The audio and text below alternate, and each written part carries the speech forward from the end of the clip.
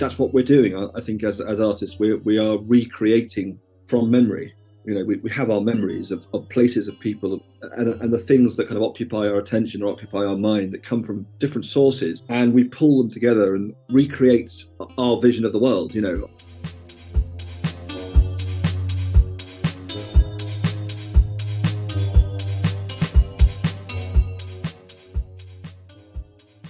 Welcome to the Flying Fruit Bowl, a platform dedicated to the discussion and exploration of art and the creative process. I'm your host, Aaron, and this is the first part of a two-part episode with the amazing John Heywood-Waddington. For Views to Paints, John explores the constructional nature of painting and the way in which paint can become a subject matter all on its own. I had a great time talking to John about his work, and I really hope you enjoy this conversation too. Right, Joe, then I shall start where I start with everybody, which is just tell us a bit about yourself and how you became an artist. Absolutely. So really, I guess it was, I suppose, like a lot of people, I loved art from an early age. I sort of got into it at school, and I was sort of, ever since I can remember, I loved drawing. It was like, play. And it was a way of just escaping the real world, and it was something I just remember enjoying from a very early age. And I think a lot of time it's spent at school, for a lot of people isn't that enjoyable. You have to lessons are a chore, whereas art always seemed like it was play.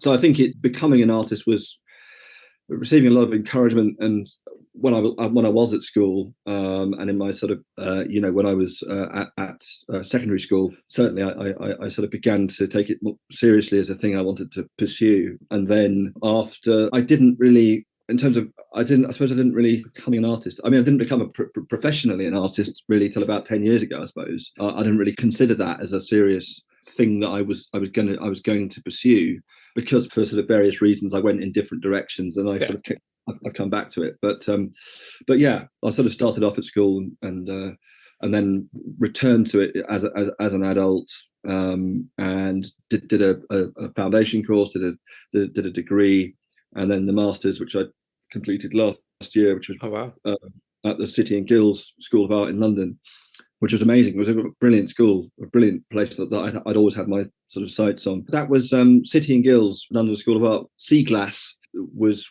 brilliant, yeah. And so I was 44 when it was a 1 year intensive masters, and I think in a way I'm glad I did it. At the stage of life that I did, I felt like I was ready for it then, and it's just that's been a huge help. Yeah. So I just think that's a really interesting consideration, the idea of being ready for education, because I feel like a lot of the time we're often kind of pushed into education, or it's considered like that's just what you do.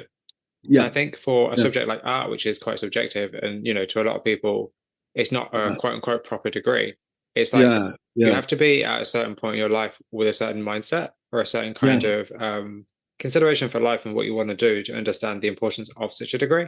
So I'm kind of curious, what is your opinion on art education, and is it important for an artist to have a degree, or what does having a more formal education give you? I personally think it is. I really value education. I've been very lucky in the education that I've had. But I think an arts education is really important, particularly because you need that encouragement, and you need it for various reasons. You need it for sort of from the technical point of view, and in receiving a kind of technical grounding in various skills, which I think are very, very important. That might be unfashionable to sort of say that. It sort of goes in and out of fashion as to the importance or not of skills. But it's much more than that. It's about your personal kind of development. Because I guess that being an artist is different. It's different, isn't it, to being a lawyer or a doctor or whatever it is. It's such a sort of all-encompassing vocation. And I think it's about your life and how you see the world and how you respond to it. And I think it is difficult to feel like it's a valid thing. Like I think you mentioned earlier that you is it a real subject or whatever? And I think that's why it's really crucial to have an inspirational teacher, or someone that makes you feel like what you're doing is valued. It's quite easy to feel lonely. Or to feel on your own as an artist, to feel like, what am I doing? What's the point of it? I might as well just give it up, because I'm not getting anywhere, and anyway what I'm doing isn't any good. To be in an environment where you're among other artists, other people who want to do art, and to be nurtured by teachers and tutors and encouraged think and to reflect and to all of those things is invaluable, I think. I think definitely like critical analysis and just critique of your own work and other people's work really kind of gives you an insight into kind of just how work is made and kind of where the people are coming from, because I think it's very easy for us all to see really nice looking images on a screen and be like, oh, I like this. But I think a lot of social media doesn't give you the impetus to think about why you like it. Exactly. That's absolutely, that's so spot on. And yeah, absolutely. And I think that's big, social media is just a symptom of being in this world at this point, and it's got lots of very good things about it, lots of advantages, but it's also it changes the way that we interact and think about, I guess, behave as artists, and it's well, as people. But I think you said it's very you just said then that's the thing about people, that sentence, people sometimes say, oh, it's very I like that, or I don't like this, oh, that's good, or that's not good. And one of the things I remember at City and Guilds, and this is another reason why I think arts education is important, is because that this tutor said to me, Teresita Dennis, early on, near the start of the MA, and she said, try not to think about it about your work in terms of whether you like it or don't like it, or whether it's good or not good, but try to sort of evaluate, try to think about it in terms of, is it working or not, and why is it working, or why is it not working? And that's a more interesting way of sort of looking at more of an analytical way. And that sort of level of that you go into, it's a richer, deeper level of sort of thinking about art. You look at a piece of art, and you say, oh, I love that picture, it's great, and of course you might just have that reaction, and that's just your instant reaction to it. But thinking about the why is really interesting. And I think that's the thing, as you say, the online world is kind of makes things, can reduce things a bit.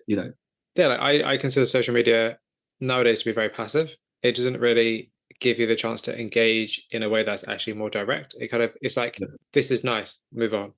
Exactly.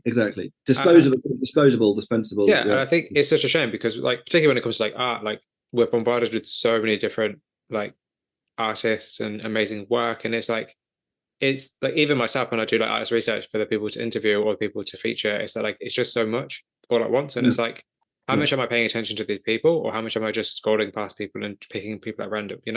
It's kind of like, how do you nowadays understand what grabs you or what interests you, because you're just bombarded with so much of everything at the time. That's so true. I mean, because we're so sort of we are so bombarded and saturated with imagery because of the technology. Because everywhere you go, you're just assailed by stuff. It's coming at you. So as artists, I guess we have to respond to that and live with that. And it can be useful, and it does have its uses, and it enables us to put our work out there. But you can easily get lost in social media and sort of thinking, just in the nature of using social media and posting your work constantly to see what the reaction is on, but it's pros and cons. So why is art important to you? Art is a very good question. Why is art important? It's important to me because it feels like it's a reason for living. It's a reason for it's therapy. It can be therapy. It's a continual journey of discovery or self-discovery. That's the thing I love about it, is that it never stops. It's not like I'm just doing this to get to that point. It's a constant inquiry and process of discovery, trying to find out, does that, why, that's not working, what if I put this with that, then.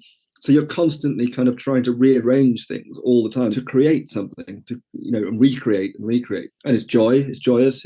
It can be salvation. It can be it's a means of communication. It's so many things, I think, and there's real pleasure in it and fulfillment in it, a sense of worth in making something. I think the idea of just creating anything, there is such a great feeling that comes with that, with the idea of like, you've created something. It may not be for anybody else, it may not be popular, it may not be online even, but the act of creating something, it might be digital, it might be physical, just the idea of creating something spending your time working towards something that you are proud of, or you just like, or that you're happy with. I think there's such a power in that.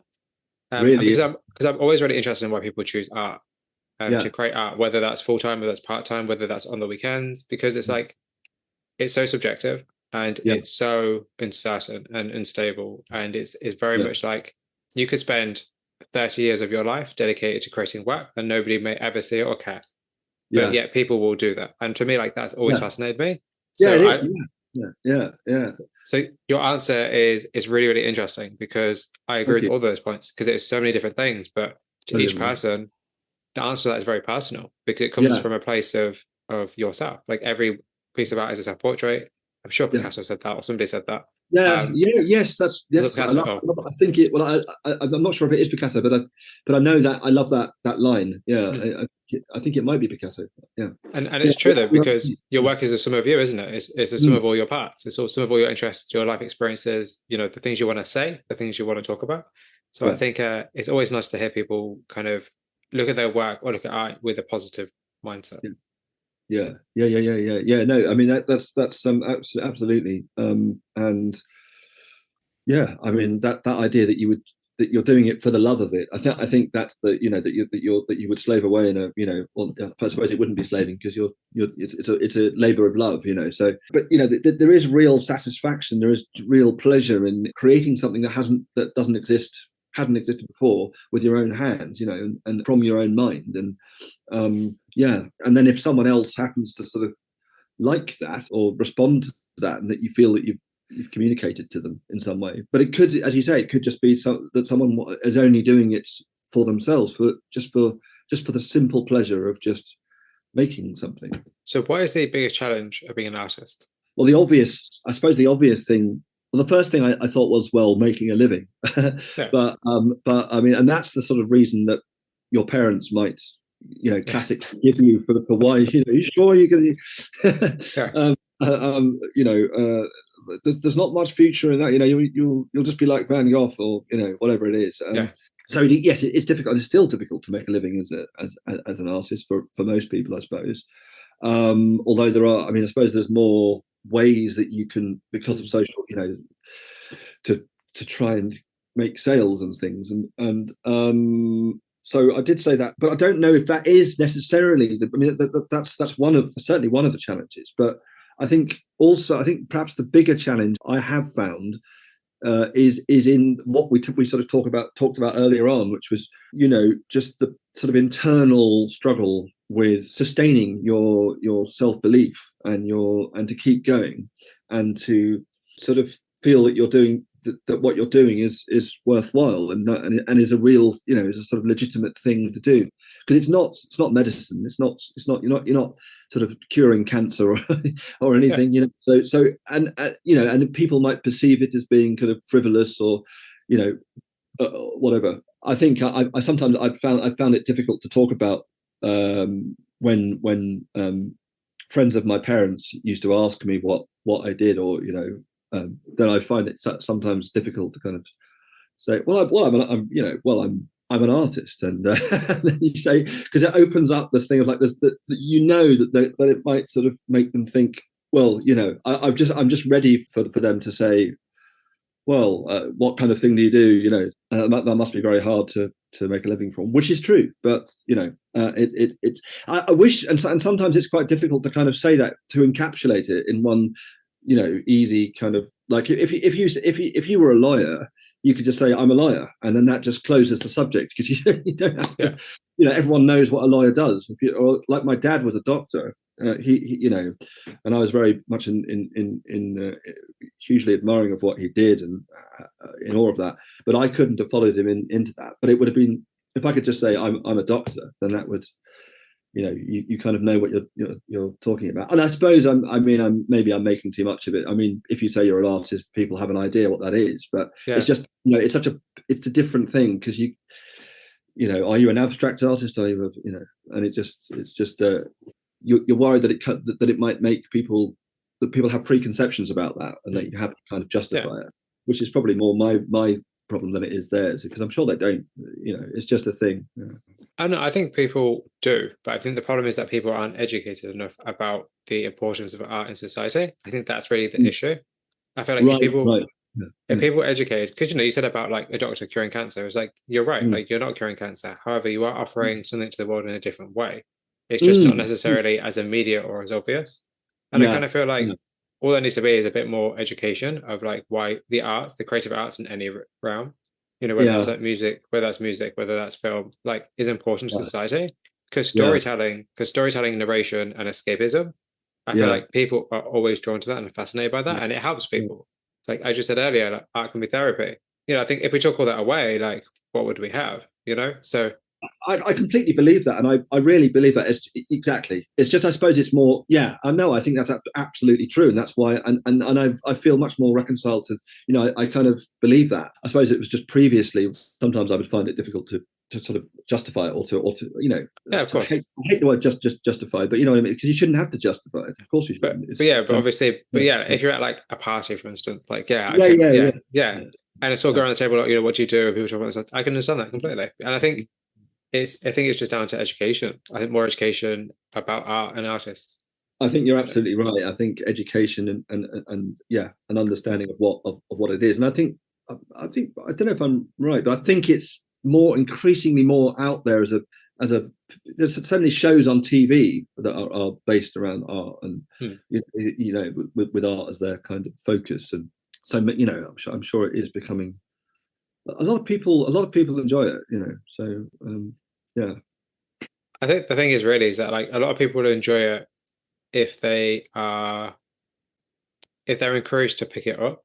I think because a lot of the time people are discouraged from being artists or doing something creative, I think it doesn't allow people, it doesn't give people room to grow and to understand and to try it. I feel like so many artists I speak to, especially, they may have found art later in life because they had more of a typical traditional career, and then art is now their second career whilst they're in their 50s. And it's like, it's a shame that it has to take so long for somebody to get to something they really enjoy, just because quote unquote society tells you otherwise. I don't know. I think for me, like everyone should try and be creative in some aspect. It doesn't have to be art; it could be anything else. But I feel like the idea of being creative is super important. I think just sitting, I think just going home at the end of the day and sitting around watching Netflix all day is not really doesn't really nurture your soul. Time. Yeah, like you could be doing something more productive with your time.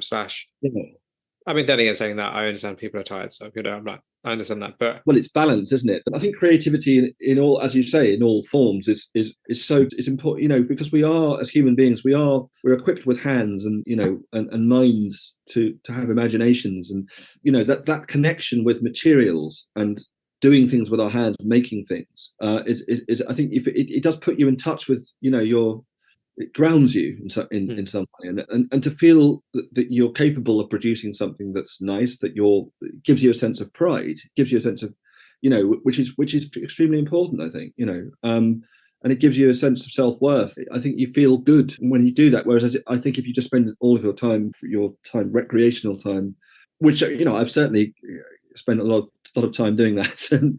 But I'm just saying, I know when I'm working and making work and that I feel good. I really do believe that's true, that a better arts education, a better provision for arts education in the country, and if the whole if the government were more sympathetic to the arts in this country, which they never really have been. I mean, it's a pretty Philistine lot, and compared to other countries, compared to Germany or something, or France, who seem to treasure and embrace their artistic heritage a lot more than we do in this country. And we have an amazing art heritage in this country. But, it's not taken as serious, because it's the first thing to go, isn't it? If cuts need to be played. And in education terms, I mean, I'd say I was lucky because I did have to have a good art education. And I just think, if more people could have that, more young people could have that made available to them, then there's, they have more opportunities. And you think of all the artists who or the potential artists that there might be, who might be denied that because there's not the provision for it, and that's a bit tragic. But absolutely, yeah. So, at what point did you become comfortable calling yourself an artist? I mean, I've always kind of thought of myself as an artist, because ever since I was probably since I was doing A level, I suppose. I mean, because that was the thing, that was the kind of subject that I kind of gravitated towards, and I found that I had a strength in, that I had something to say, and it was my niche, along with English as well. Whereas other things at school, other subjects, I didn't really, I just felt like it wasn't me, I wasn't very particularly good at, or I didn't enjoy, and I wasn't particularly sporty either. I wasn't very good in sports, and I was never really picked for the teams in sport. So I think to discover there was something that I really, that I had a certain ability at, and that it was like discovering coming home. It's like that's my thing. So I've always kind of thought of myself as an artistic person, but being a kind of I guess as an artist the last 15 years, I guess, but yeah.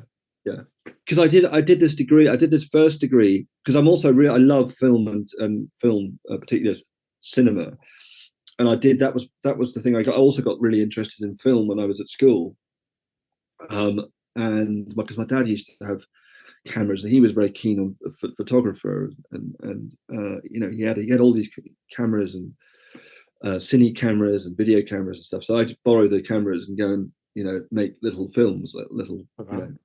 So that kind of, and that nurtures an idea and a sort of love of filmmaking. But I also used to love going to the cinema, just seeing films. And then I did a degree at Royal Holloway back in the 90s, which was basically it was media arts, but basically it was film, TV, and so I got to make a short film, two sort of short films, and worked on other little short films there. So I was going in that direction because even though I'd been encouraged to go to art school when I was doing A level, but my art teacher said you really should apply to art school, do that. But I thought I could maybe do that. I could see that as a vocation, but I didn't really have the courage. I was 18 years old. I didn't really have the courage to do that. And I think it was partly because I loved art. I loved making fine art. I loved painting and all of that, but I didn't really feel I knew the world enough, or I knew enough about it, or that I could see a career in it. And probably that was partly because, I felt that it was difficult to, it was a harder sell to my dad, particularly my dad. My mum, not so much, because she was very.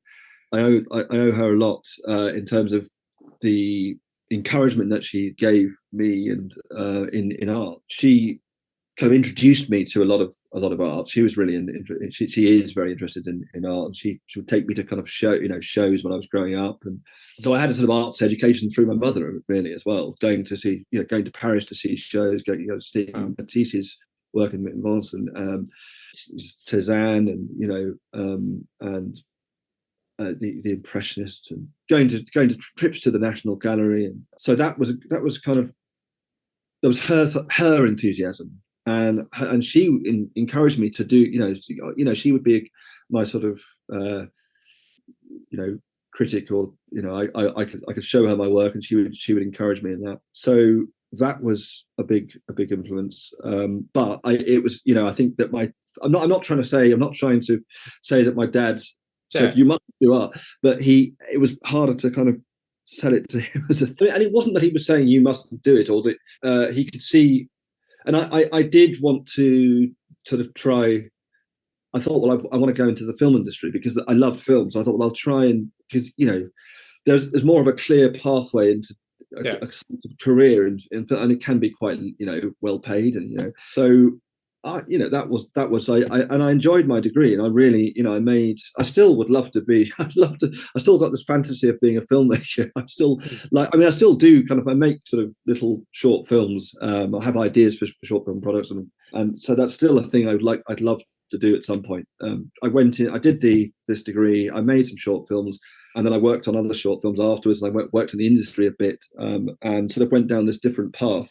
All the while I'm kind of thinking about the fine art, the painting, and I did keep up that. I did sort of whilst I was working and stuff, I was doing evening classes in life drawing or whatever, just because I couldn't I didn't want to leave it. I didn't want to leave it. I was into sort of filmmaking and writing films and just being involved in that world in whatever way. And I suppose I couldn't really decide what I wanted to do or how I was going to get there. I love the collaborative nature of making films. That's another thing that strongly appealed to me. And I suppose that's one of the ways in which it's distinct from fine art often, is because if you're a fine artist, you're in a room, you're in a studio on your own a lot of the time, and if you're a writer, you're on your own. I think I was at that stage in my life where I didn't really know what I wanted to do in the film industry, or what I could see myself doing or achieving. So I got a bit lost, and I worked for a while in the industry, doing running, working at Granada Film, working at just doing stints here and there. I did some running on a film, and I worked at Ari Media.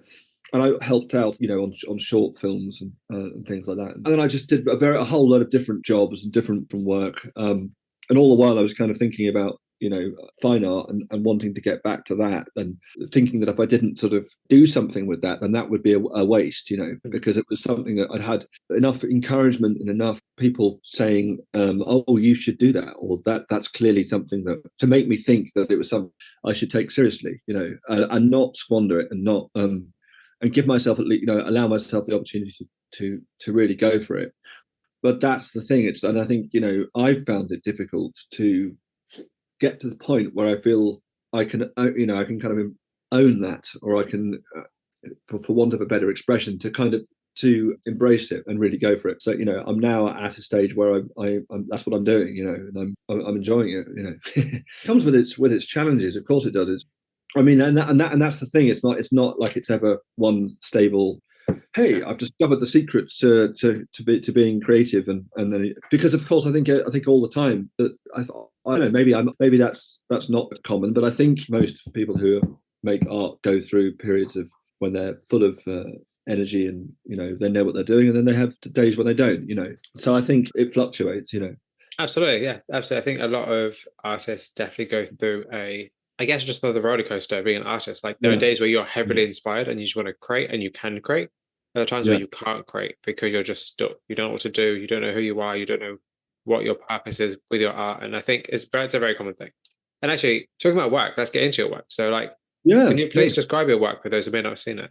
Yeah. Okay. So I suppose I would describe my work as being, broadly speaking, figurative, sort of in that tradition. I'm quite a sort of a gestural painter, and I enjoy the paint. And so the work, it shows its construction. You can see how it's been made, or it's quite gestural, quite expressive. It tends to be that I suppose the subjects, again, broadly speaking, sort of landscape, the figure situated in the landscape, but also the figure in domestic interiors, and they tend to be sort of facing away, or they're walking away, and they're and I think that they're kind of they're on the point of going somewhere, or they're looking out to something, and they're facing an uncertain future that's not that's how I'd kind of describe it. I've painted quite a few sort of seascapes previously, and now I'm kind of painting quite a lot of landscapes, or a lot of that's the sort of setting for a lot of them is the landscape. I did a sort of series of these diptychs during my MA, which I sort of started making, and they were kind of, I suppose they were kind of referencing a kind of cinematic grammar, the split screen thing, but that's not something that's kind of definitive of my work. It's just something that it was kind of a series of paintings that I was exploring that with, and juxtaposing imagery. But I think figures lost in landscapes is one way of describing it, and I think there is much about about the material as they are about the materiality of the paint. So I would describe it as performative in the sense that they invite you to kind of contemplate them as art objects, as to think about the way that they've been constructed, and how they were constructed, how they were painted. So I want my presence to be there, that to come across, and because I think there's it's the experience of making them as much as is a story, is its own narrative, as much as the object depicted. In a way, it's becoming more about the experience of making them.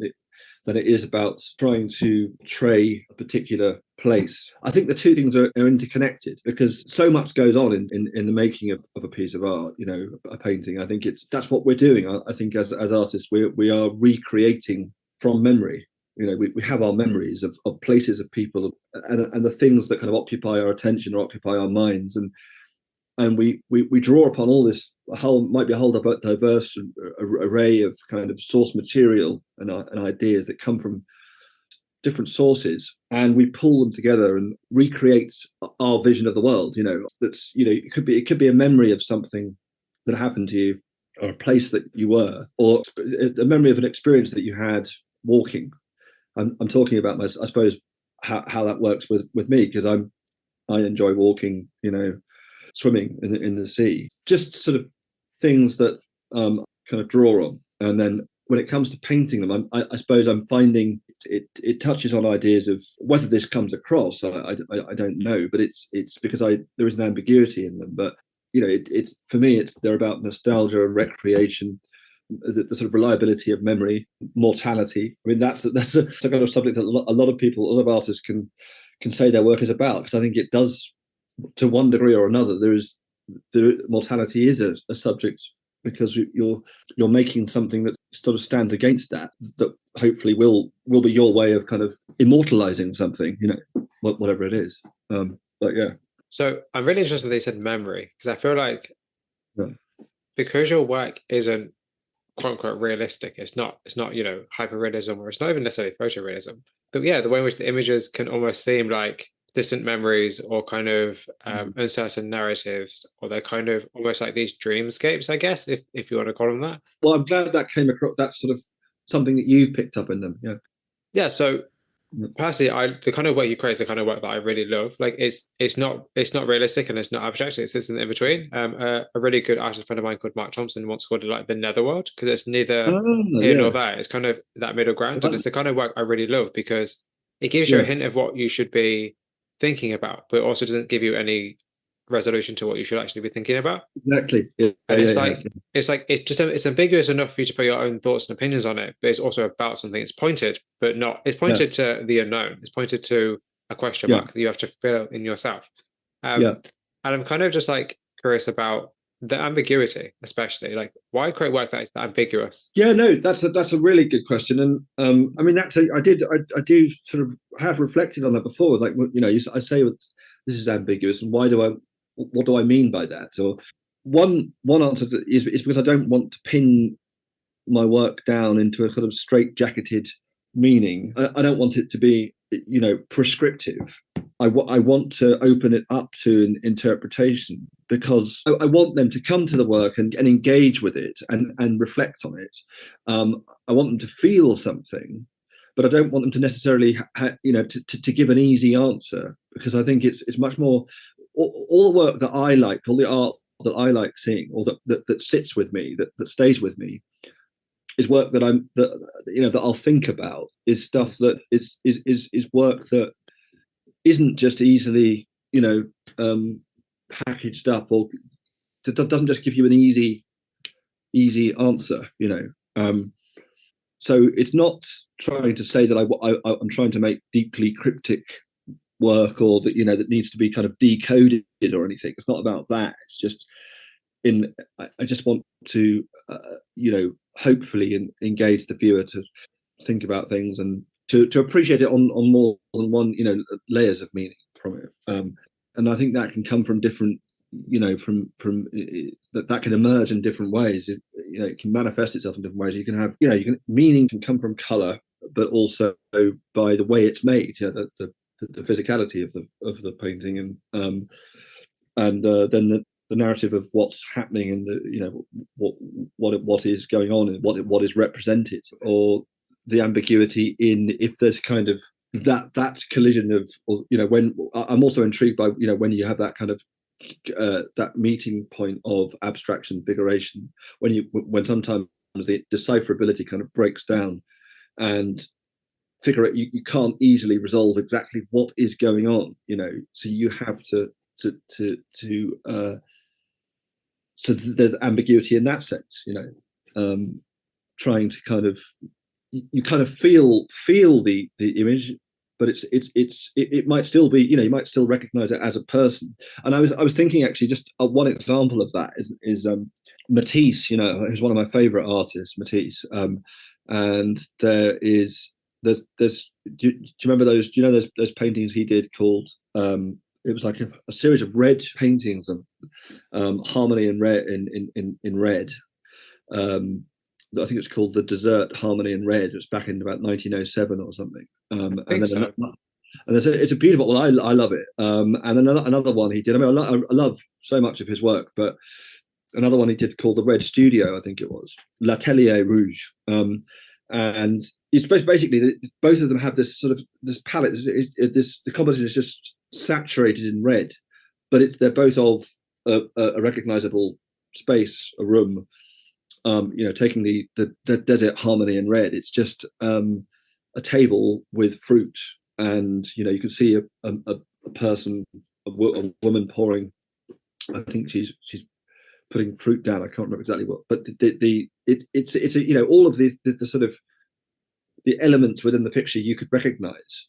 So you could say, well, that's and there's a window over there, but of course it's done in this kind of really kind of stylized, schematic way, with an unnatural sort of flattening of the perspective, which is kind of one of his characteristics of hallmarks of Matisse.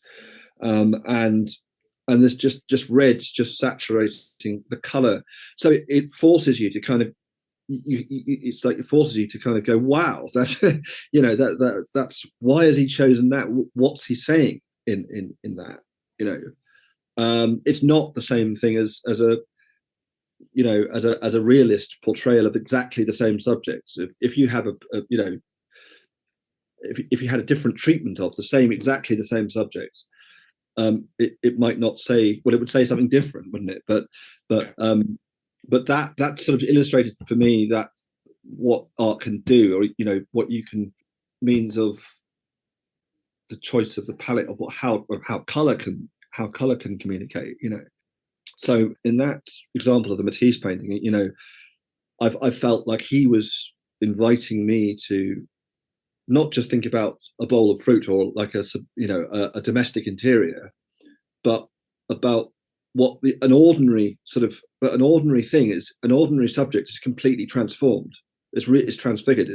It's given this whole new kind of luscious kind of life. It's becomes this. It's quite erotic in a way. It's just and it's beautiful, I think. But you sort of see what is basically an ordinary subject or ordinary scene. It's just this room and a table laden with fruit in a completely different way.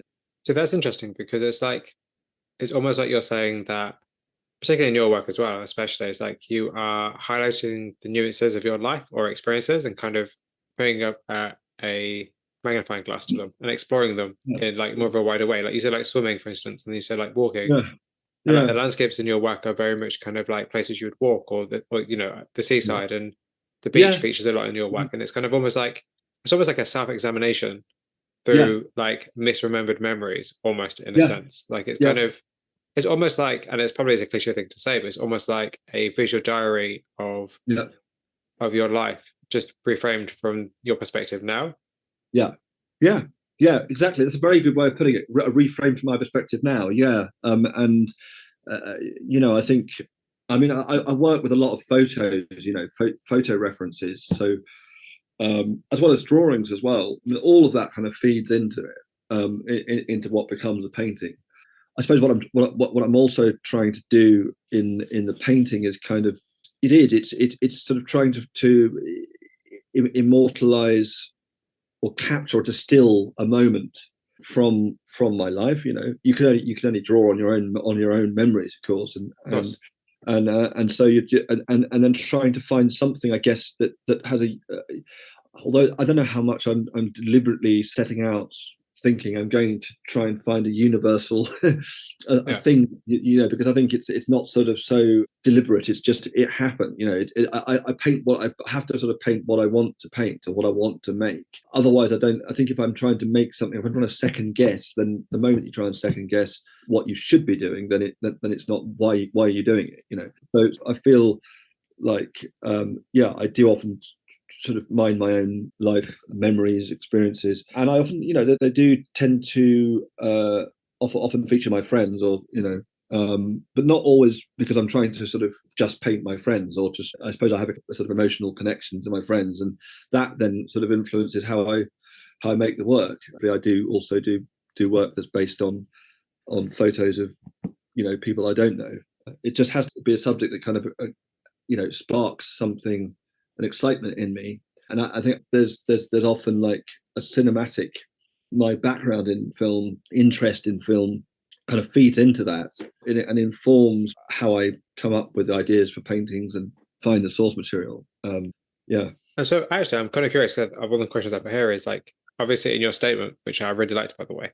Thank you. The artist statement. Yeah. So that's one of the reasons.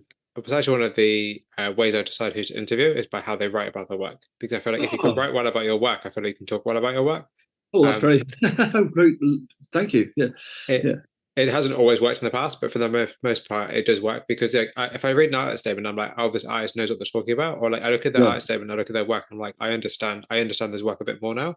I feel like they'll be good at talking about their work, because it's like, so that's the way I decide who to interview for the most part, not always, for the most part. Not always, But in your artist statement, you said that your work is influenced by poetic and cinematic devices, references, and sensibilities. So I'm kind of curious, like, how do you use poetry, especially poetry and cinema, as like a vehicle for your work? Thank you for asking me that, because I wanted to tell you, I wanted to sort of expand on that and elaborate, because I think I've often talked about before. I mean, I've often said, when asked about work, well, I like, I am influenced by poetry. I love poetry. I write poetry. Oh wow, okay. From time to time, there are a few things I've written that are on my Instagram account. But yeah, I don't always publish it. But I don't always put it on. But I put it on social media. But there are a few things on there. Poetry is something that I sort of discovered a love for when I was at school again. Around the same time, I was kind of finding a passion for art and making art. And at around the same time, there was this creative writing group. And school wasn't a place I particularly enjoyed a lot of the time. That particular school, I had a pretty, it was a tough time a lot of the time, and I wasn't very happy for certainly for the first few years there. But art and English were a kind of creative writing was a kind of outlet. And I'm talking about my sort of secondary school. So I went, So anyway, I think poetry for me is it has a lot of similarities to cinema.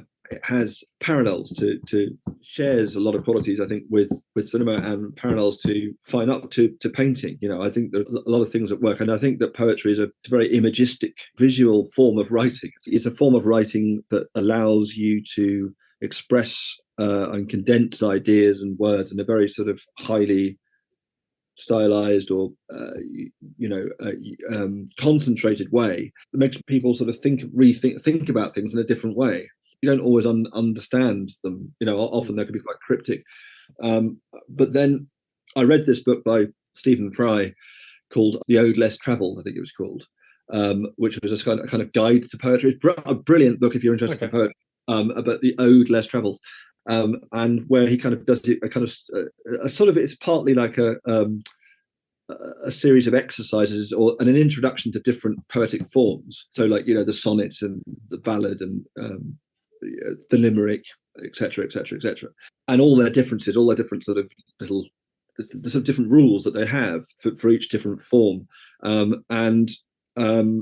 He said that they don't have to kind of make sense. You don't have to understand them. It's really just the pleasure in the language, or at least that's one of the things that it can really do, is just allow you to just, if you can just appreciate it just for the use of language. and the word sounds, and there's a sort of sensual pleasure in that. I've written down here, it's not about understanding them, it's more about the direct force of the language and the use of words, and they can often hit you in surprising, piercing ways, which capture something, an idea, a feeling, a moment, a memory, very precisely, and in ways you might not have been expecting. And I think that's sort of similar to what painting can do, or painting can be poetic because you can take things and in the way that I described with the Matisse painting, that's sort of poetic to me, and so it's making you reappraise the world. And again, like with cinema, so a great poetic example of that in cinema would be a poetic way of device is in the editing. So like in the just to take one example in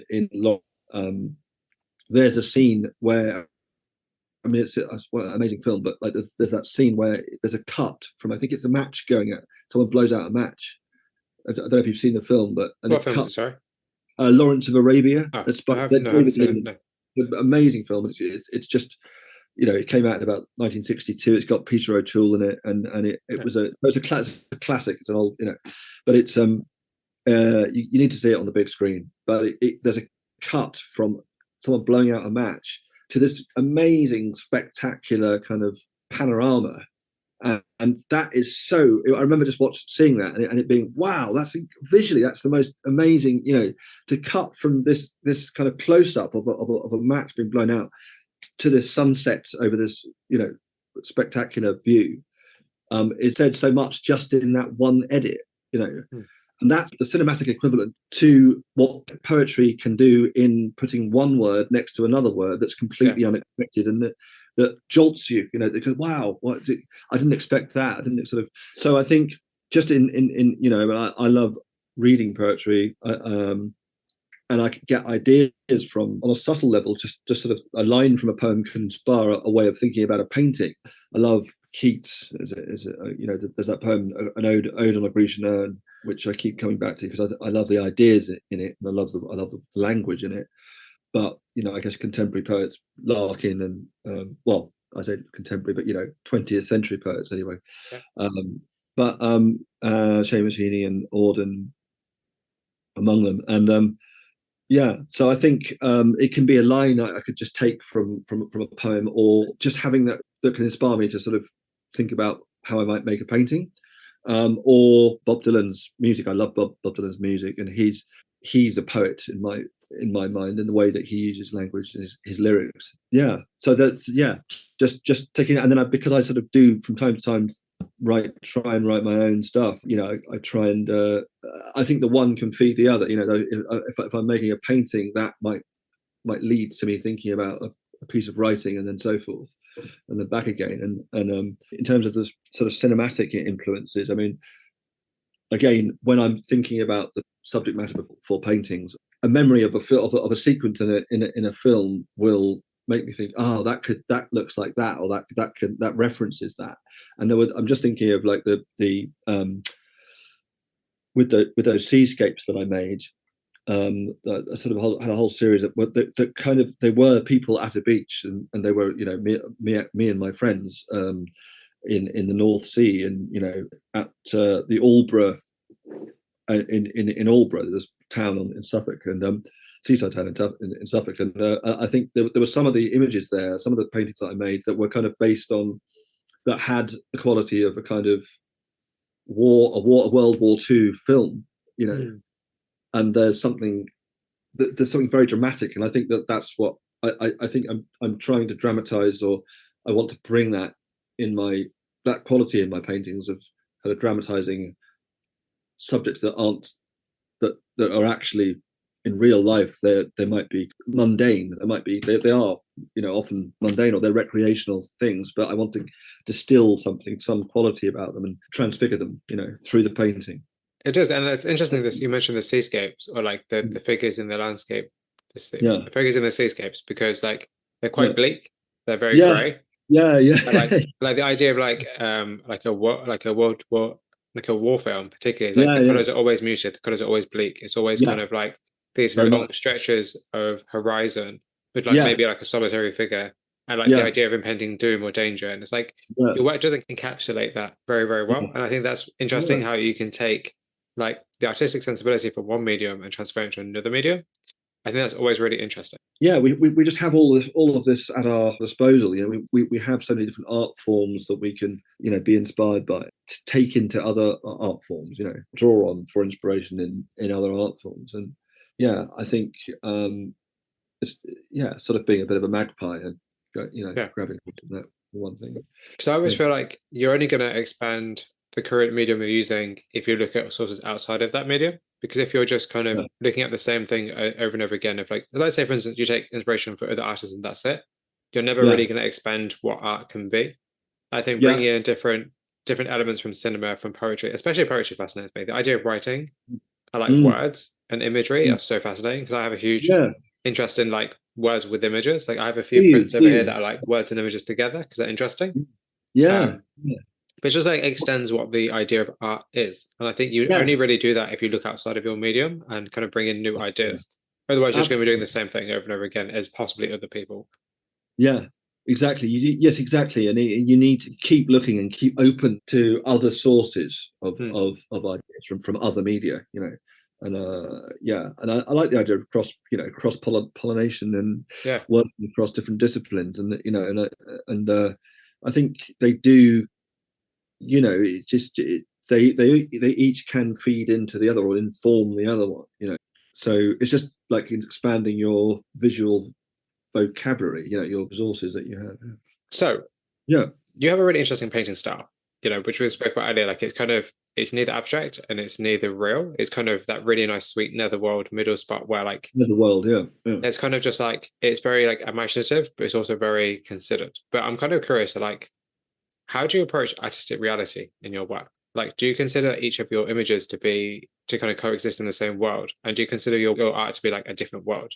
I mean, I guess I do. I mean, I think because of the way that I paint, I'm quite sort of gestural, I'm quite physical with the laying on of the paint and the way that it's made. So it does draw attention to its own construction. So in a way that I think that the works do kind of coexist in the same kind of world because you can sort of recognize them as having my painterly application. The way that I make the paintings is quite performative, so you can see the brushwork, the marks. I want those things to be kind of visible. I want that to be kind of part of the work. And I think that the work is I'm glad that you kind of made that observation about the way that it's not exactly of the real world. They're not exactly real. They're not really realistic paintings. They don't belong to real. They're not photorealism, certainly not photorealism or hyperrealism.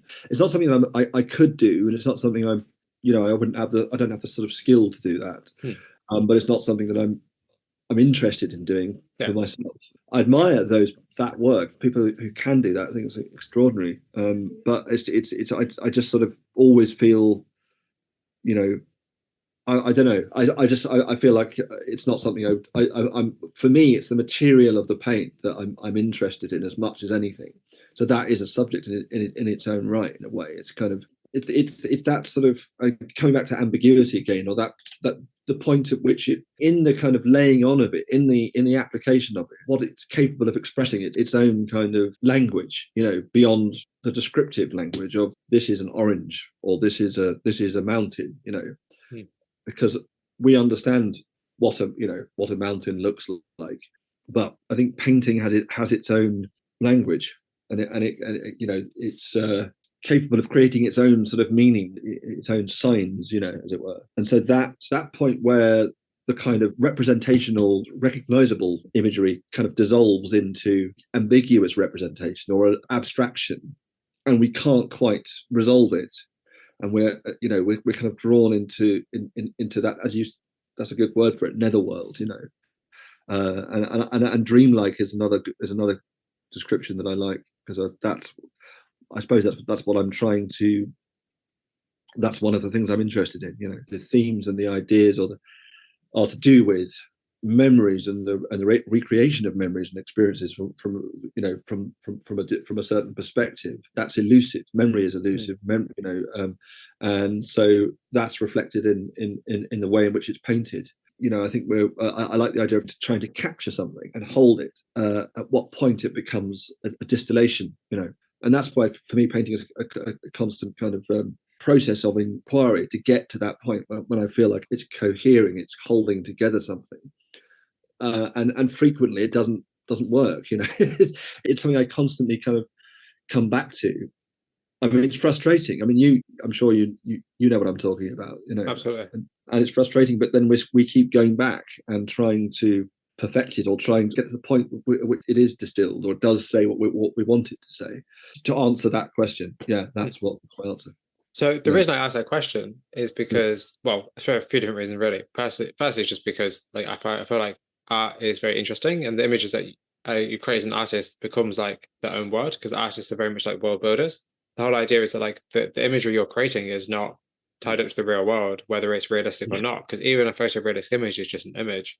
It's like a photorealistic painting is still a painting. It's an object extracted from the real world, placed within the real world. So it's still its own. Yeah, it's you can tell that I did a degree with a lot of theory, but it's his own. It's his own object within the world. It's kind of like it holds its own power. But it interests me because like as an artist, you are trying to create these objects, because essentially you're creating objects for people to look at, but it's kind of like what they're placed in the world, because they're of the world, but they're not part of the world, but they're also feeding back into the world. It's like a constant loop. The painting isn't itself, it's a created thing, but it can be of the world. And there's just something about the idea of like creating something that becomes its own self that intrigues me, and I just think that's something interesting about that. Like the idea of like photographic reality has always interested me. So like the same thing goes for art. Talking about photographic reality, because so you're a photographer, right? Yes, exactly. I mean, the one of the books that I sort of I read, which I certainly sort of resonated with me, and I think it was that Roland Barthes Camera Lucida. Yes, Camera Lucida. Yes, Camera Lucida, which was one of his last. I think it was his last book. And this idea, he had these two ideas of the studium and the punctum, and this idea that this is a kind of a theory he employed in specifically about photography. It's not really applied to painting, but it's tied in with an idea of mortality. I think that the photograph was taken in it at a specific time by someone, and that in that we could recognize in the photograph a punctum, which is the kind of piercing point, right, that differentiates it. Is that right? I think the generalized thing that we can all understand, and which is the studium. So there's some quality within a photograph that arouses an emotional response, or that pierces us in some way. And I think because my work, or a lot of it, I am referencing or using photographs that I've taken. Again, not entirely they're not entirely my own photographs, but by and large they are. It's finding something within that photo that I could call the punctum, that spark that I'm drawn to, and then think about wanting to recreate in a painting, to capture kind of a lyrical moment. Actually, what are your source materials like? Like, what kind of source materials do you use, and how do you choose what kind of imagery to recreate or to redevelop? My source materials, no, that's good. Yeah, because I mean, well, my source materials, I mean, they tend to be photos. Like photos are one of my source. So I do use a lot of photos. So I do kind of go around usually with my phone camera, just snapping away, and often thinking, well, I could use that. That could be, I could see that working. So I work from those photographs, and I'll print them out. So I've got a hard copy, and then so I often also then kind of manipulate them or edit them in Photoshop for compositional reasons, or to heighten certain colors if I want to do that, or to take things out. So there's a fair bit of like mediation that goes into it, but not all the time. But it just depends on what I want from that source image, from that reference, because I do tend to work from references as opposed to just working from my mind. It's a combination, really, because I think I need the source material at least at the beginning, I need a reference at the beginning to anchor the work. And then also drawings, whether that's life drawing. I do life drawing a fair bit, just observational drawings, and then drawings from the photographs. Those are the kind of source materials that I use. Yeah. So how did you choose what kind of scenes to capture? That's a really good question, and it's like, how do I kind of choose them? And I sort of go through. I mean, when I'm sort of photographing stuff, I'm thinking of themes like isolation, seclusion, reflection, times passing, times transience. I'm thinking of these things in everyday scenarios. It could be quite a sort of a mundane thing, but it doesn't have to be anything that's particularly weighty or anything or overtly dramatic. But like that, I did these kind of. I'm still doing a kind of series of works that are kind of based on a kind of town square near where I live in Deptford. So there's this pink kind of wall mural, and I pass this sort of almost every day when I go out onto the high street, and it's kind of like a sort of focal point in Deptford. I mean, it's because it's visually, because it's a huge, great pink wall mural, and there's benches, there's stone benches around with trees and things, and it's just quite. You often see people just sitting around by themselves often, and when the sun's out, there's this brilliant pink, and there's this figure just sitting there, lost in their own world. So I photographed that, and I photographed quite a lot of scenes from that, of that sort of setting, with different people in different sort of attitudes, of just postures and stuff, and I thought, that could be an interesting subject for a painting. So I took that and printed that out, and then worked that up into paint. And I've got about 5 or 6 different kind of works on that in that sort of on that subject. Because I don't know why, I can't really explain why that why that does. But I felt it seemed to resonate with people who and it's just something about the I think it's to do with the brightness of the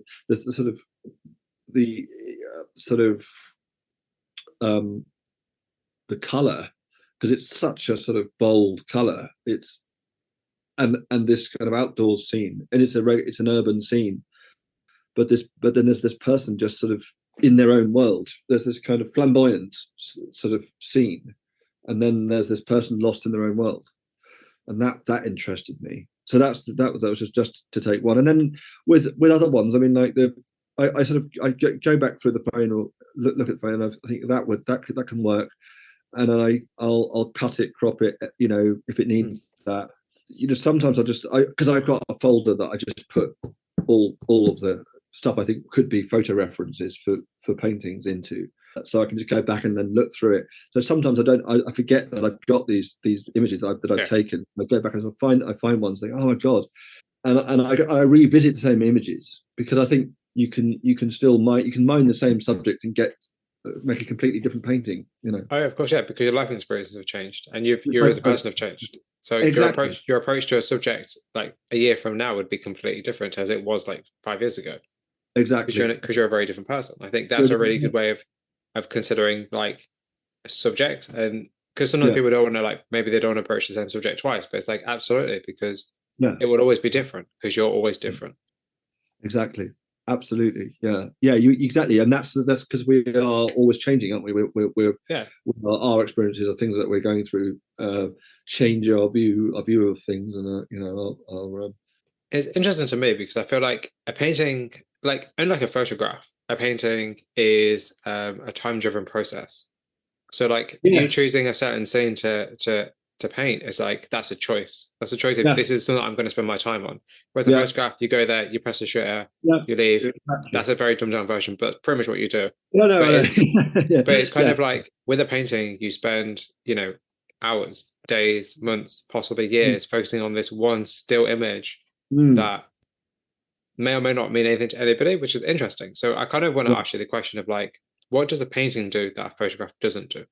what does a painting do that a photograph doesn't? And that's the thing. You can't. I mean, I think it is the time element. It's a time-based medium. In a painting, things are slowed down. It's very much a constructed thing.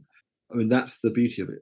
It's undergone several processes. Of course, a photo, comes into being because of a process, but it's obviously a very different thing. Yeah. And like you say, like the shutter release, but it's that's how that image is made. But with the image of a painting, as you say, you're taking lots of choices. You're making lots of choices. You're assembling all your equipment, and you're spending time building up layers of paint, usually.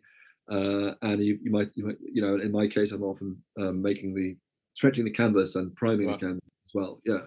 So I like to try and, I don't always do that, but I like to try and be involved in every kind of stage of it. Because then if I've actually assembled the stretches and stretched the canvas and primed it, then I feel invested in it, sort of right from the set end of it. Yeah. Also, not just that, that's a really good skill to have, though, for both yourself and for the artist, but also just the idea of like, you can then create custom pieces that are very different from other people. It's not just, I'm going to paint on the standard square canvas or paint on the standard size canvas. It's like you can create something different for yourself because of the knowledge you have. I think that's actually really clever, because it gives you the advantage of being able to say even if your work isn't necessarily quote unquote unique, like the way in which you present it can be. And I think more often than not nowadays, I think the presentation of work is just as important, if not possibly more important than the work itself, because there are a lot of talented artists out there, but everyone isn't presenting their work in the same way, and it's not being considered in the same way. So I think that's actually a huge advantage you have then if you have skills like that. Yeah. Well, I mean, when I was at City and Guilds, I tried to learn, because they have these wonderful workshops there. They have a wood workshop and metal workshop and sculpture room, and so I did try to. I did a workshop in making stretchers and things, and making a frame as well, making frames. But it's not something I don't actually, at the moment anyway. I'm not actually cutting the stretchers myself, but I do assemble them myself. I do stretch the canvases myself, and I prime them. So that's which is, I know I could just save time and just just buy in buy the ready-made thing. But there is a kind of pleasure in being able to just do that. Just make up the stretches yourself. Yeah. Like for me, I feel like a few different things. I feel like firstly, I feel like there's such a good idea to have like an additional skill that is related to your work, but also can be integrated within your work. I think that's really, really interesting. It gives me a curiosity about like, it's kind of, it just makes you think like, oh, okay, so you're interested in learning different skills, which says to me that you'd be interested in learning other different skills that will improve your painting or improve the way in which you approach your painting. But secondly, it also goes back to earlier what we were saying about art education. Like this is also one of the benefits of art education. Is that when you do a foundation, you get to experience everything. So you get the ability to do that. Because I was going to say, like nowadays, like outside of education, like having any kind of like woodworking or metalworking workshops is going to be hard to come by without paying a lot of money. These skills aren't easily picked up. You can watch YouTube, sure, but you need the space and the time, and you don't always have that, particularly outside of like a 9-to-5 job. So like the idea of like having the time to be able to create and do stuff and learn stuff is also very valuable as well. Not just the time to paint, but the time to learn additional skills. Absolutely, yeah. No, that's exactly another reason, an absolutely ringing endorsement for an arts education, because those all of those skills are extremely useful, extremely helpful in being an artist. It's a huge benefit to have those. So I wanted to ask you about the balance of figures and the landscape in your work, because what I really love is that your work contains both, but they're quite. It's quite like an equal measure. But there was, I think it was Cindy Sherman, but I might be wrong. But I remember in her entire film still series of work, she was talking about the idea of using herself in the landscape and how she wanted to make sure there's a balance between her and the landscape. And it kind of made me consider, like, within your work, like how do you balance the figure and the landscape? And do you consider one of them to be more of a focal point? I mean, for me, I am drawn to the figure, the human figure. Ever since I first did life drawing when I was at school. I mean, I remember that being a sort of one of those moments when because we were the first year that were allowed to do life drawing at school. I think they hadn't really done life drawing, or they hadn't done the nude figure, and we were about 16 or 17 years old. But that was just having that experience of being able to draw from observation of a real, actual human being in front of you, sitting there. There is something that it's sort of, it doesn't compare. That the photograph of a person doesn't compare to the real person in front of you. That there's something, the immediacy of an actual living, breathing human in front of you, especially if they are without without their clothes on, is that there's something sort of, it's because you're confronted with your the human condition. You're confronted with what it is. That's me as well. And then you start to, so in a way, it's quite moving. In a way, I think there's something to do. I suppose it reminds you of that we are what we are. That we're mortal creatures, and so I think, so the figure as a kind of subject, as a starting point.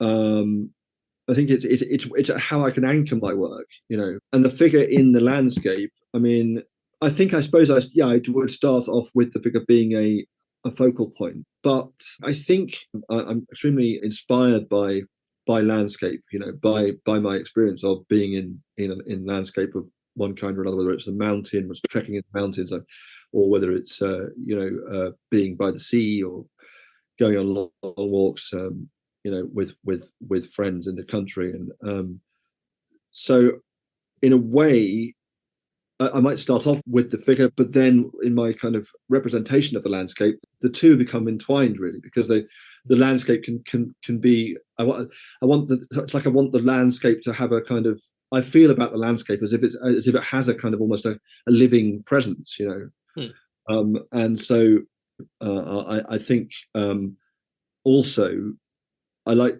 think I'm drawn to this idea of the immensity of landscape, and how the human in relation to landscape can be kind of overwhelmed, or can be this idea of scale, and that also just on a visual level, on a visual aesthetic way, can be quite a dramatic idea. So I think that there's a sort of vulnerability about the figure in nature, in the landscape, but it's also something that's quite when you see that figure kind of surrounded by the elements, and how we understand ourselves through landscape, how we relate to the landscape. We have a lot of sort of we are creators. We human beings are sort of, we understand ourselves.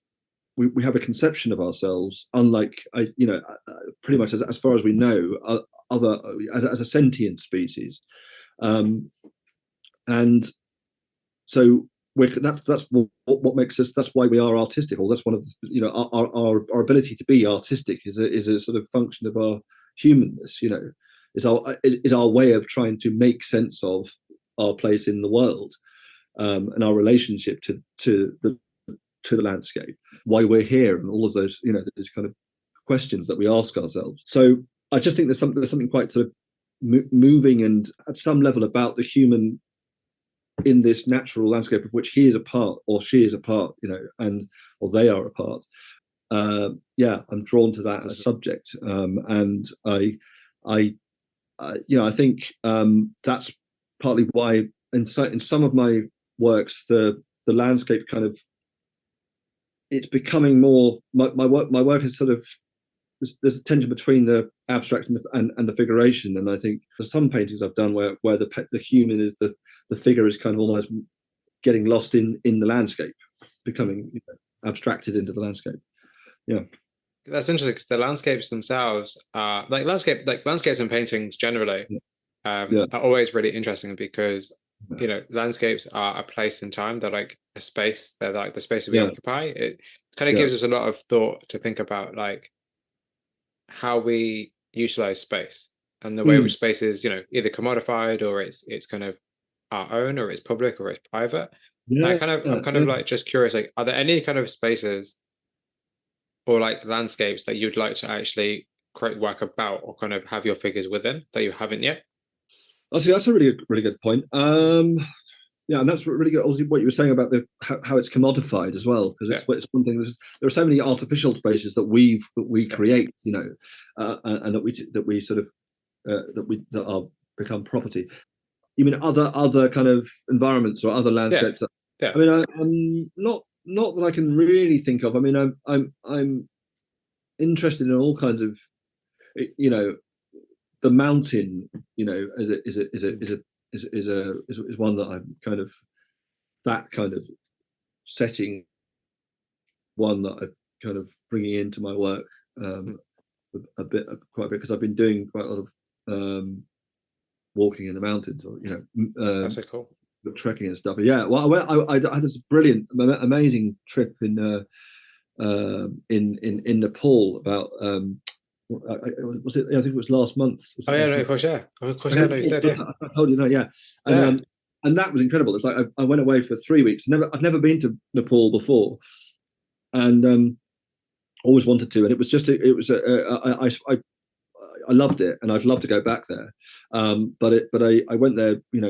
One of my main reasons for going was to do this trek, because I really wanted to just go on, have a 2 weeks of just where it was a kind of a day by day. You just get up and you go walking, and then you get exploration. You just get explore a different environment. Exactly, explore a different environment, and it was extraordinary. I loved it. And I was, every day was like, oh God, just so I took loads of photos from that, and I'm going to be using that in my new work, So I wanted to resume by talking about the diptychs that you created for your MA. Yeah, I just wanted to kind of ask you, because there are certain images like Tree Man and Reminisce, where where does the idea of diptychs come from, and kind of how do you think that these images are very differently to your other work? I'm glad you asked me about that, because it was something that I want to kind of explore further and get. I decided I would sort of experiment with diptychs, because it was born out of frustration, because I seemed to be hitting a brick wall with what I was doing at City and Guilds art school, and it was like sort of the end of the first term, and I don't know. I guess that's what happens sometimes. You just you don't know what you're doing. You can't sort of figure out what your subject is, what you want to say, and I think for me, part of what was brilliant about my time at City and Guilds was that they did try to encourage us to do a lot of self-reflection, and it was almost as much about sort of, I mean, everyone might have been at different stages, and they might have known exactly what they wanted to do. Also, some people might have felt like they knew what they wanted to do more than others. But I suppose it was a process of self-discovery, and I think art anyway for me is a constant process of self-discovery and self-inquiry. But it was structured in such a way that there was regular kind of critical analysis, and whether that was in tutorials and group tutorials, or individual tutorials, and in seminars, and we would do presentations, and constantly be kind of sort of asked to sort of search within, and to think more deeply about our work, and what drives us to make work. At this fairly early on during the year, felt like I'd sort of it was like I was going through I was kind of trying to figure things out. So I thought a way of kind of activating something, a way of sort of taking it. It's like a cut and splice technique. It's sort of an editorial technique, simply juxtaposing one image next to another image that is apparently unrelated, or maybe unrelated, creates a kind of hybrid, and produces provokes a reaction, and hopefully invites the viewer to sort of make a connection between those images. And even in me, trying to see what that elicited in me, what kind of a reaction that working with my own images, own photographs and things, making kind of narrative or subtly narrative connections between them. And it goes back to this kind of interest in poetry and the sort of cinematic grammar about, I suppose, taking very, very simply, those two images put together are almost sort of reminiscent of a kind of split screen montage in a film. And so, as I say, as I probably mentioned before, a lot of my influences are from cinema, because I studied film and love film, and so consciously or unconsciously, there's that's sort of in my vocabulary, or it's something I'm drawing on. And I think anyway, it's entered our kind of consciousness, hasn't it? Because it's massive part of our sort of cultural life. So it's something that we can draw on, as well as all of the imagery that we have from fine art, from art history. So we've got all this available at our fingertips. Yeah, it was literally just wanting to put these two things and see what kind of story that said, or what that provoked in me. So I with Reminiscence, I think was one you mentioned. Was one of the early sort of ones I tried, which was basically it was a photo of me, a sort of throwaway photograph, just of me in sort of domestic interior setting, put next to a photo I'd taken out of a rainy train window one day, and it was completely there were two completely different times. And I'd sort of tweaked that. I'd sort of in Photoshop, whatever, I'd edited that one of the sort of, ramped up the contrast and everything, and played around with the lighting with that rainy train window. So it was quite an abstract image, but it was definitely from a real world thing. It wasn't just me pouring ink everywhere, and it was a photograph of something. But it had an abstraction about it, and I like that, in contrast to this kind of, it was just a relationship between the two things in the kind of color environments. Because in the interior where I'm sort of sitting, it's actually me sort of sitting completely unposed, really. I was just like looking down, looking a bit preoccupied, and it's quite a low lit room, and the color was kind of similar to there were comparisons you could make with the kind of abstract rainy, but that was an exterior. So you had the exterior and the interior. And I just liked seeing what the two how the two played off each other, and was the figure me thinking about this rainy abstraction, or what's going on. So it was just something that enabled me to kind of to access something, because I think what I was trying to get to was a point where I could almost like give myself permission to be the painter I wanted to paint in the way that I wanted to paint, which is expressively. Now, whereas prior to that, I had felt I'd like sort of hamstrung, or I felt like I'd kind of tied myself up with kind of restraints that I didn't need to hold. I think that I was painting pictures of.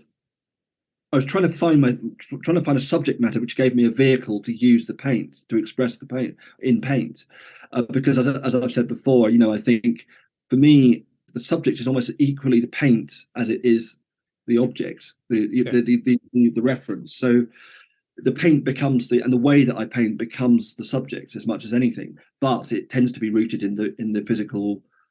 It's of the world. So in figurative imagery. So that I think that was my struggle at that point, was to try to find a way of allowing myself to paint in the way that I wanted to, if that makes sense. Have you experienced this, where you kind of you're running out of ideas, or you're not it's not flowing? I'm sure. Yeah, so you need to make a change from what you do to kind of understand what else you're interested in within the same kind of subject matter. And I think for artists and art, I think because you want to kind of stick to figurative work, or at least kind of like the human condition and kind of like the psychology behind, human interaction, for instance, I think trying to figure out what to paint is extremely hard, because it's like you can paint anything. But it's like, but what are you actually interested in? That's it. There's every available idea, and so you have to. I think what it comes down to is, and this is another remark, comment that a tutor made to me that sort of struck that I thought, oh, just bear that in mind, because I think she said, well, it's, you just have to find the thing that fuels your desire to paint, that fuels your, what are you trying to say? So it's about sort of almost identifying. That's half the battle in a way. It's like you're wearing the wrong clothes, or if you're trying to paint in a way that isn't reflective of you, or that was perhaps a bad. No, that's a great, because it's like forced. It's forced. And it becomes like inauthentic, and it becomes very like you're just doing it for the sake of doing it, but you don't necessarily enjoy it. Whereas as an artist, exactly, you want to enjoy it. You're putting a lot of time and effort and dedication into it. You have to enjoy it. If you don't enjoy it, it doesn't come across in the. It's like it's sort of, and I heard someone describe it a bit like love. And I like that sort of analogy, that it is like, if you don't love it, if you're not enjoying it, then it won't translate into a good piece of work, I don't think. Because I think it's like, if it's forced, then it's there's a kind of contrivance about it, and then it becomes very tortuous, and so I think that's, for me, that's kind of like, that's my body telling me something, or communicating to me. If ever I find myself going, oh God, this is like a grind, I'm grinding through this is shit, this is, I hate it so much. Why am I? And I've done that before, where I've kind of been worked on a painting thinking, this is absolutely shit, I hate this. Why am I doing this? I don't want to paint like this. This is rubbish. Why am I sort of almost tormenting myself to, what am I trying to prove? And I know when it's flowing, when it's loose, when it's me speaking, when I'm saying what I want to say, or expressing it. But I mean, that's half the battle. I think that's half of the struggle. And so I think so much of it, in order to get to that point, I mean, obviously there's all the, there's lots of things, there's lots of sort of hurdles, or lots of things you get better at, hopefully, as you go on. But just things like, there's the technical, can you do this? But then there's so much of it is knowing what you want to say, or what are you trying to do, and why, what's the motive, and even if you don't know, then that could be that's the thing. Maybe it's just but sort of understanding that and sort of owning that, I think, seems to help, I think. And I think I've, touch wood, I've got better at that. I feel like artists always know what their work is about. They just may not know it consciously. But I feel like subconsciously they do, because you're the one creating the work. If you didn't know what it's about, you wouldn't be creating it. There's there's some question, there's some topic, there's some kind of conversation you want to have through your work, which is why you're creating it. And I feel like, I agree with you. I feel like artists should definitely take the time to really sit down and actually think about what it is they actually are saying through their work. And also, is that what they actually want to say? And like, do they line up? Exactly. That's absolutely true. And I mean, that's another thing. I do keep singing City and Guilds' praises. It's like I'm an ambassador for. But I really had a great year there. I really I liked that group of people and learned a lot. And another thing that we were sort of encouraged to do a lot was, it was to write these kind of, what are they? Something they call self-reflective forms. And everyone, I think everyone was a bit, oh God, could you have? It was almost like a requirement.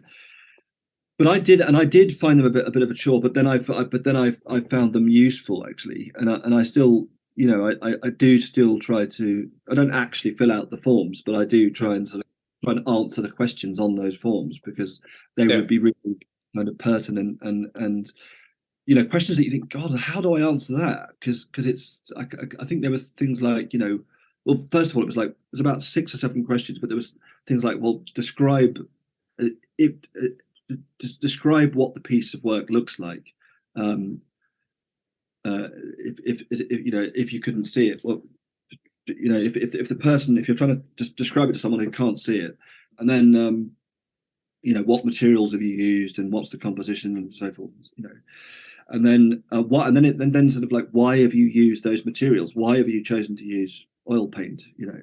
And that's the sort of thing. Initially, I thought, God, I didn't really think about, really give it much thought as to why I used oil paint more than I did, say, acrylics or whatever. And what is it? Because every material does carry meaning, doesn't it? Everything has own properties and its own qualities and everything. So, but yeah, things like that, and then what do you think is successful about it, and what isn't successful about it?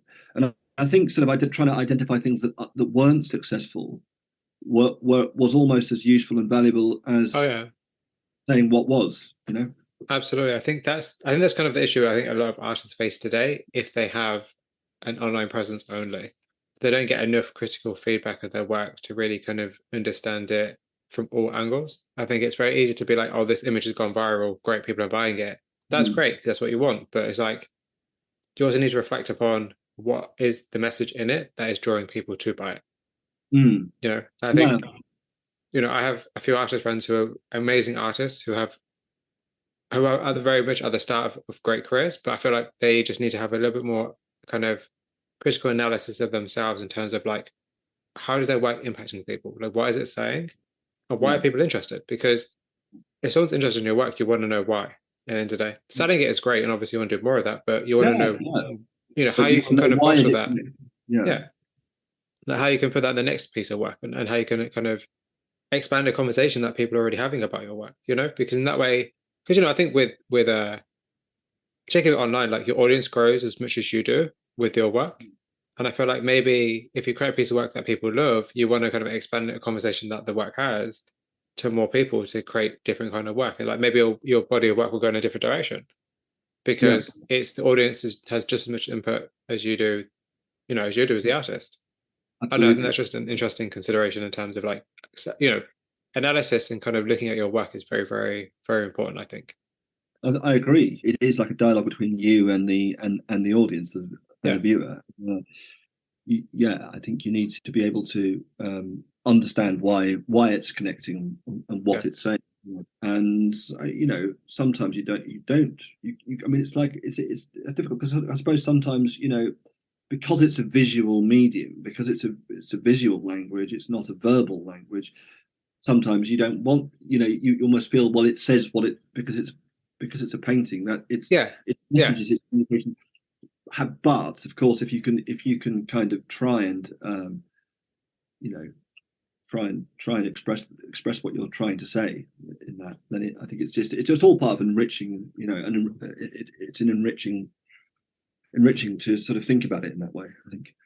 I think about the work, and but yeah, I mean, the diptychs were. I mean, it's something I want to do more of because I find it an interesting process. I just find it an interesting way of approaching work, and just setting up these juxtapositions. And it's not that I necessarily understand. It's not like with the diptych of reminiscence that I know exactly what. It's not prescriptive. That I'm saying that there is a definitive story here, because that's part of the thing I want to invite. The part of the appeal for me is that it's open to interpretation, and I also want to. It's also part of what I sort of wrote about in my dissertation was an attempt to kind of understand what my practice and understand how it had kind of evolved since I started the MA, and what kind of changes it had undergone by the end. And I guess my work is a sort of interrogation of representational painting, or what representational painting is. It's just that my methods of working now have changed. But I like basically I'm an expressionist. I like the material of the paint. So if I find a subject that I connect to, it's communicating meanings through the paint that goes beyond what the reference is. So it kind of it might originate in photographs, but it's what happens to that when I paint it and express it in paint, and it's like paint has its own language. And I think because I'm quite a sort of physical, the way that I apply the paint, is quite very much about the body, about the sort of it's about. That's why I like live drawings so much. Right? It's quite physical, it's gestural, it's expressive, and so the movement and the movement of the brush, the way that the paint is applied, the mark making, all of that has its own kind of language beyond the form, the reference that it's trying to represent, figurative references. I'm kind of transfiguring them, or representing them through the language of paint, of the mark making. And that's what's interesting to me, is how you take stuff from the real world and then remake it, sort of, because the mark making and the brushstrokes have a language all of their own, and that's what interests me. But it's sort of that point where the kind of description of the object dissolves and becomes something else, and there's a borderline of abstraction and figuration, and so so the viewer can kind of experience the work as a physical object, as to sort of feel the intensity of the way that it was made. And so that way, it's a kind of self-portrait, which I think a lot of kind of modern art. Does that make sense? It does, but it makes me kind of think about, like, so do you think that your work is better seen in person then? That's a really good point. Well, yeah, I mean, I guess it's, but I mean, because you mean you're there to then look at the because you're talking about like the physicality of the object and the way it's made, and kind of like appreciating the piece of work as an object as well as just a painting or an image. But the problem is that, like, online you won't see that. It's very flattened. You don't see the brush strokes, you don't see the mark making, you don't see the time. Well, you don't exactly. You don't see it in the same way. You can't possibly, because it's a digital, So yeah, it's a digital version, isn't it? But I mean, you can get some idea, but yes, it's not the same thing as being there. So I think, but yeah, I mean, I just think that my better work is kind of expresses is where I'm achieving that. With the diptych work, that's like throwing it up for me, kind of just interesting juxtapositions, and almost, and it goes, and that's a kind of poetic device, putting one sort of word next to, in a poetic terms, one word that's next to another that's completely you wouldn't think of and think to put next to it, and then create. I mean, I'm just thinking of there's a W.H. Auden poem which I love now, because I can't remember the name of I think it's Lullaby. There's a poem called Lullaby where he just uses this extraordinary image. I don't know, do you know that poem at all? No. Can I just look it up and then just read you a line? Yeah, go right ahead. Thank you. Oh yeah, this is from the second stanza. Soul and body have no bounds to lovers as they lie upon her tolerant enchanted slope in their ordinary swoon. Brave the vision Venus sends of supernatural sympathy, universal love and hope. And this bit here, this line now. While an abstract insight wakes among the glaciers and the rocks, the hermit's carnal ecstasy. So while an abstract insight wakes among the glaciers and the rocks, so I just love that idea. It's such a kind of extraordinary kind of, to me that seemed like an extraordinary thing, because it's so you've got the kind of concrete image of the glaciers and the rocks, but then he's talking about this abstract idea, and it's just quite a sort of a bold kind of image that comes to mind. That's actually a really good example of like you talk about your work in terms of like, the thing in front of you is like physical. It's there, you can see it, but the ideas are not there. The ideas are abstract. The ideas are beyond it. That's a really good parallel to that, actually. Because you're right. Like, you have a visual reference, but also what they're talking about is abstract. Like, that's actually a really good example. I appreciate you actually reading that. That's actually really cool. Cool. Yeah. Thanks. Cheers. Yeah. No. I mean, I that was just one poem by him that I really liked, and there was another one I think it was called "As I Walked Out One Day," which is one evening, which has got some absolute belters and real gems in there. Yeah, in terms of the imagery. Yeah. So, do you ever worry about repetition of ideas and kind of imagery as you create new work? No. I just had to sort of think about it. No, not really. I mean, I do think that about repetition of ideas. I mean, I think because I've done that. I've repeated. I've kind of made the same. No, I haven't made the same. I've made a painting from the same subjects, the same source reference. Okay. And precisely because I wanted to sort of defy the idea that the repetition is unimaginative or uncreative, because I think actually it can be very creative. You can find new things in because you're not making the same picture, you're just using the same source. You'd hope that when you do it again, you find something else in that image, and you find something else that you manage to sort of finesse it in some way, or get to something that you hadn't seen, arrive at some kind of truth that you hadn't kind of found earlier in an earlier iteration. And I think because I remember on the foundation, the foundation I did, at City Lit. This is years and years ago, but it was we one of the exercises we had to do was a kind of drawing exercise, and we had to do something like 100 drawings of the same object. So we were asked to bring an object into the class, and then just make 100 drawings of the same thing. And I think that was like the day. It took about a day, and you would just sit down and and then you would there was kind of various rules. So you would do 10 drawings in biro or something like that, and then you would do different timings. And what was there might be like 5 in 5 30-second drawings. I see.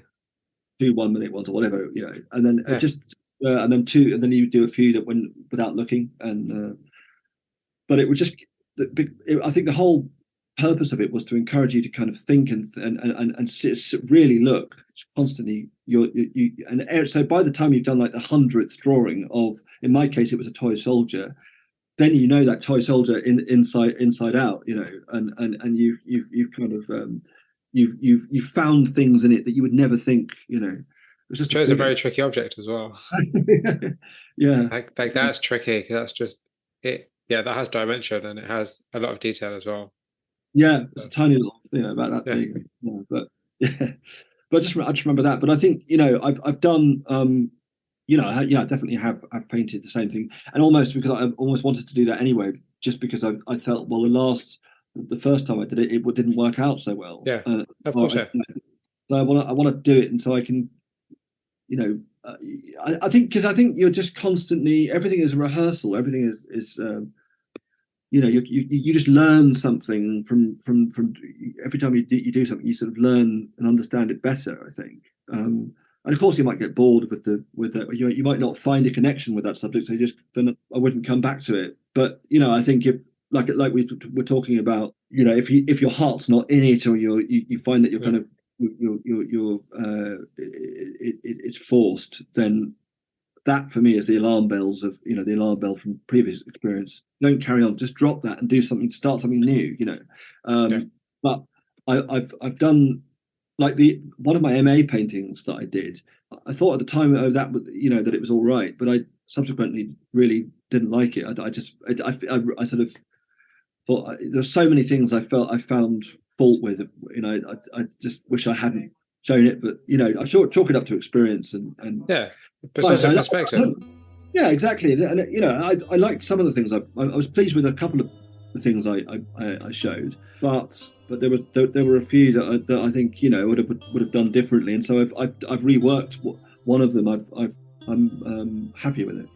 So.